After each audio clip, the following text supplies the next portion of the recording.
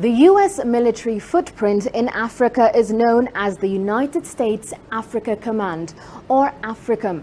Now, it's been widely speculated that the U.S. plans to create more bases in Africa, but AFRICOM says it has no intention of doing so. Now, currently, it has one military base in Djibouti. Now, the U.S. appears quite keen on expanding its controversial drone program, and Niger is reportedly the first country that could get a drone base. Now, the location is very ideal, with Al-Qaeda affiliated militants in the Sahel region and ISIL-affiliated Boko Haram to the west. Now, America has nearly 2,000 troops, advisors, and other military personnel on the ground in African countries, and they're carrying out at least 78 missions in more than 20 nations. Meanwhile, Egypt is a country that gets by far the most direct military funding from the U.S. That's around $1.3 billion a year, and it has the strongest army on the continent. Egyptian President Abdel Fattah el-Sisi is the first African leader Donald Trump contacted when he became the U.S. president. Now, that's an indication that Washington remains quite interested in maintaining ties with Cairo, an ally that plays a very important role in maintaining peace in the Middle East. Mr. Trump will emphasize the war on terror tonight, and he will be able to claim the head of the #2 leader of Al-Qaeda. David Martin reports it was a CIA drone strike over the weekend. This is the only known picture of Abu al-Khairi al-Masri, which helps explain why he survived for so long as one of Al-Qaeda's most senior leaders. But his string ran out on Sunday, when, according to U.S. officials, a CIA drone strike scored a direct hit on his car in northwestern Syria. A son-in-law of Osama bin Laden, al-Masri has been implicated in the 1998 bombings of 2 American embassies in Africa, which killed more than 200 people.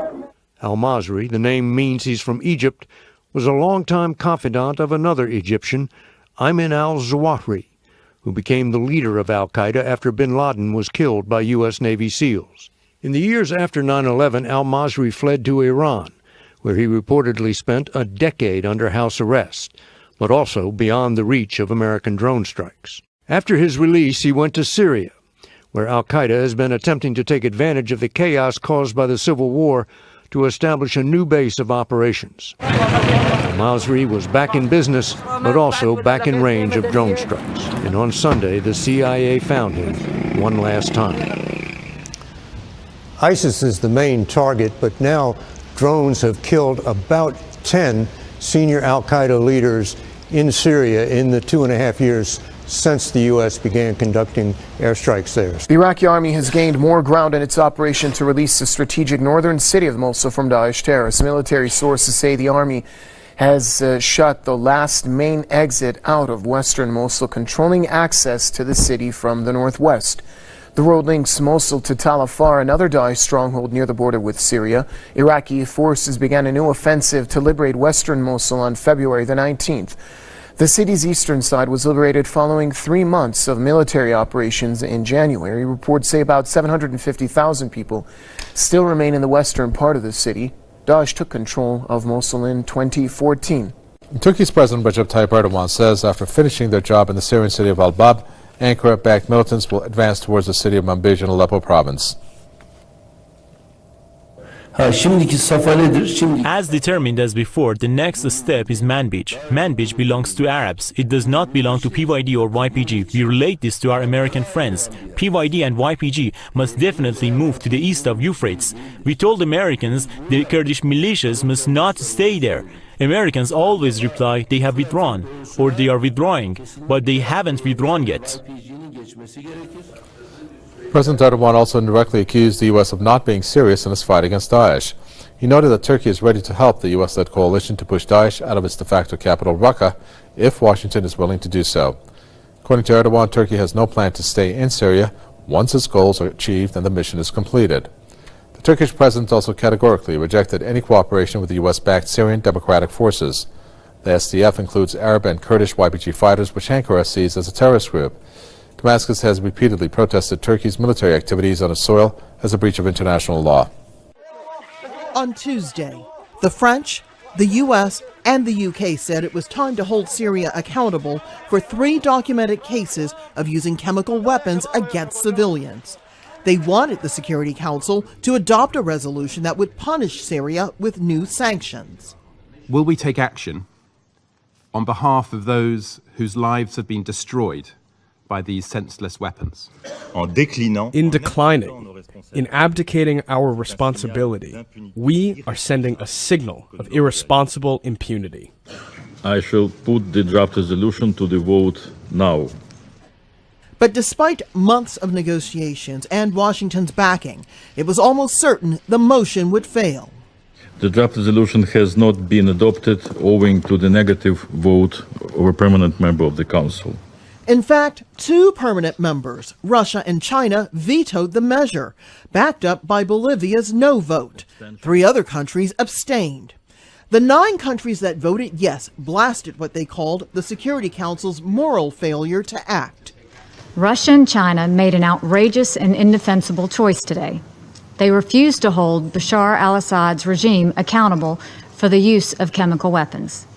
They turned away from defenseless men, women, and children who died gasping for breath when Assad's forces dropped their poisonous gas.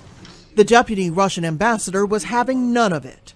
Vladimir Safronkov accused the West of playing politics with civilian casualties. We have the clear impression that the co-sponsors of the document put to a vote today were using the joint investigative mechanism for just one goal, and that is to lay blame on the Assad government for the use of chemical weapons, and in so doing, create additional grounds for regime change in Damascus. Tuesday's vote was the 7th time Russia has vetoed a measure in the Security Council that would take action against Syria.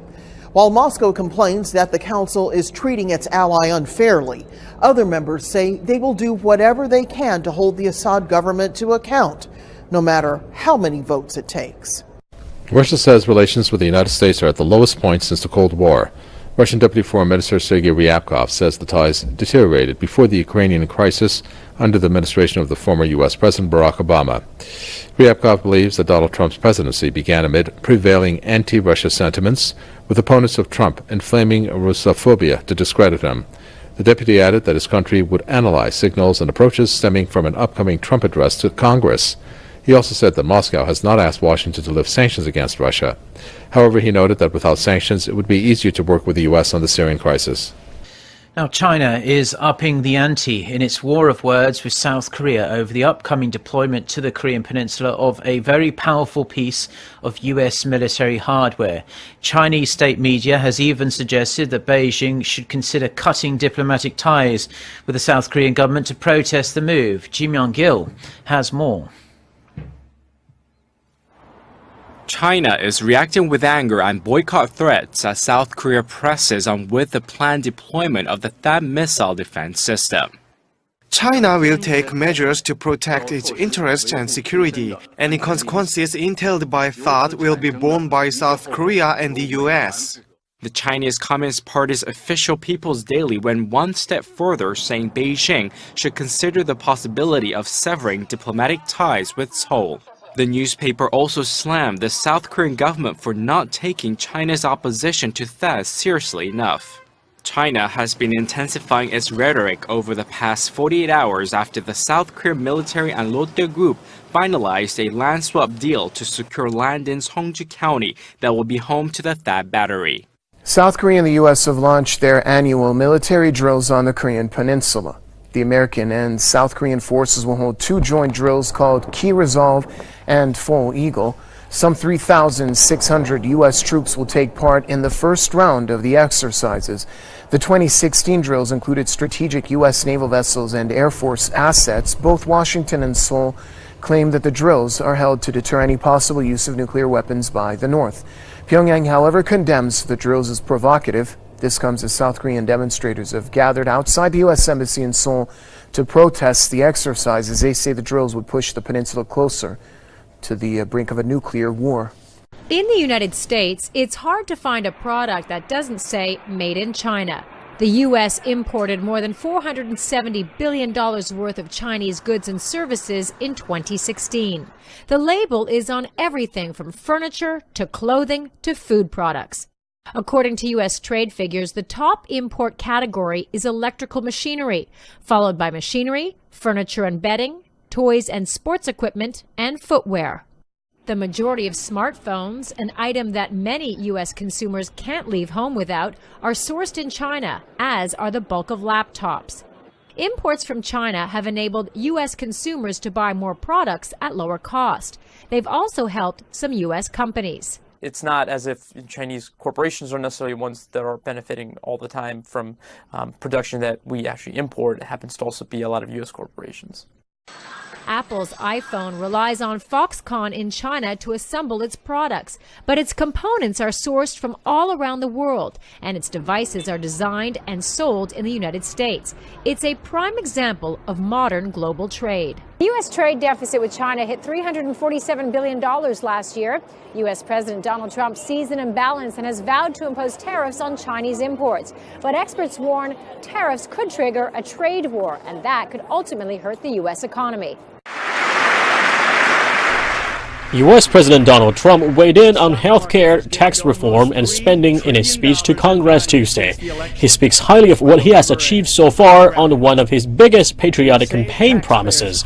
Since my election, Ford, Fiat Chrysler, General Motors, Sprint, SoftBank, Lockheed, Intel, Walmart, and many others have announced that they will invest billions and billions of dollars in the United States and will create tens of thousands of new American jobs.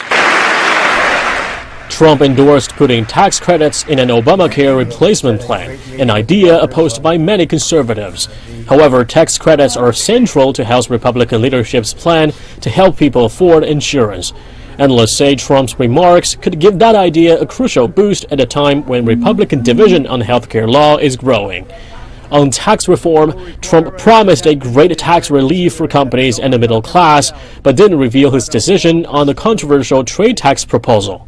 The proposal is to impose a new tax on imports while exempting exports that is in line with Trump's decision to back off from NAFTA and TPP and to take on China.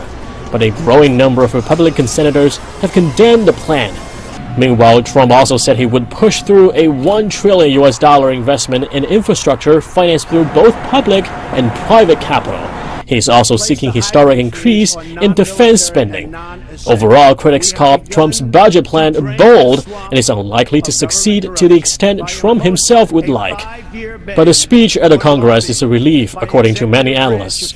They say the mention of historic treaties and NATO specifically calms the U.S.'s global allies and is reassuring for those key international financial markets as well. They say the U.S. market will continue to bet their hopes on President Trump being a pro-business president, and that sentiment is likely to push U.S. stocks higher. And let's go to neighboring South Africa now. The country's economy has been slowing, and this could affect the country's desire to host the 2022 Commonwealth Games. Durban was awarded the hosting rights in 2015 after being the only city to make a confirmed bid. But according to Sports Minister Fikile Mbalula, it may not be able to meet this commitment. Given our economic situation, we are unable to move away from what we have agreed initially when we decided to host the Games. But nonetheless, it doesn't seem like we will find each other. This farm in Hammersdale, KwaZulu-Natal, is where Rainbow Chicken started almost 60 years ago. Since then, the company has grown into an iconic brand and one of South Africa's largest poultry producers. But after years of fighting off an oversupply of chicken from other countries, Rainbow has been forced to put the farm up for sale. This decision that we made, we took about a year ago, and we put a huge amount of work into reducing the size of our business. It's not something that happens overnight. Rainbow cut its production from over 5 million birds a week to around 3.8 million. The company will now focus on producing value-added products and not frozen portions as it struggles to compete with cheaper bone-in portions from Brazil, the EU and US. The South African government has set up a task team to look into chicken imports and protectionist measures. The minister introduced a safeguard duty of 13.9%. Local producers want this to be raised to 37%. Total poultry imports into South Africa last year amounted to almost 58,000 tons. This will increase in 2017 once U.S. chicken imports are added. South Africa agreed to accept U.S. chicken portions in order to save its place under AGOA. The industry has lost almost 5,000 jobs since last year, and another 10,000 jobs are at risk. Everybody's worried, and I am also worried about my future in the company, because at this present moment nobody knows exactly what's going to happen. We were working hard because we want to build a career, a future with Rainbow, and now seeing people leave, you don't know what the future holds. You don't know if you're going to wake up and have a job tomorrow. Armed violence has continued in a refugee camp in southern Lebanon. Gunmen from the Palestinian Fatah Party and Palestine's leading nationalist party and Islamist militants clashed again over several days in the Al Helway Palestinian refugee camp. The most recent violence started February 23rd. According to Reuters, one man was killed February 28th, and other reports indicate more have been wounded, including a child. Arab News reports that the young boy was wounded to the head by a gunshot and taken to a hospital. Gunmen from Fatah have regularly clashed with Islamist militants in Al Hilway, leading the United Nations Relief and Works Agency to suspend its services to the camp. According to its website, the relief agency suspended services because of its injuries to civilians, damage to UNRWA facilities, and unauthorized entries by armed actors into one agency school. A French police sniper accidentally fired his gun during a speech given by French President François Hollande, injuring 2 people. Hollande was giving a speech dedicating a high-speed rail line in the town of Villognon. He momentarily paused after the shot, saying, quote, "I hope it's nothing serious. I don't think so," and then continued with the speech. The sniper, positioned on a nearby rooftop, was part of a security detail protecting the president. Reports say the safety was off on the officer's weapon as he changed positions, resulting in the accidental shot. The shot injured 2 people, grazing one man's leg and then lodging in the leg of another. After his speech, Hollande visited the 2 men, who were then transported to a nearby hospital. Local officials say the injuries are not serious and an official investigation into the incident is being launched. Now, the EU Parliament has granted its president the right to cut the live broadcast of any hate speech or acts in the chamber. Any address found to break the new rules can also be retrospectively wiped from its online archive. But the move is raising concerns about censorship too. We brought it up for debate. What they want to do is they want to stop free speech. The fact is those terrible views are already there. We need to get them into public, and we need to say to those people that you are wrong and that these things are absolutely wrong. You don't do it by stopping free speech, because once you stop one person, then you move on to the next one, then you move on to the next one, and in the end, nothing will be free. I think that's a completely false argument. The idea that you have to give a Nazi a platform, that everybody has free speech, I think the question is there is a limitation to free speech.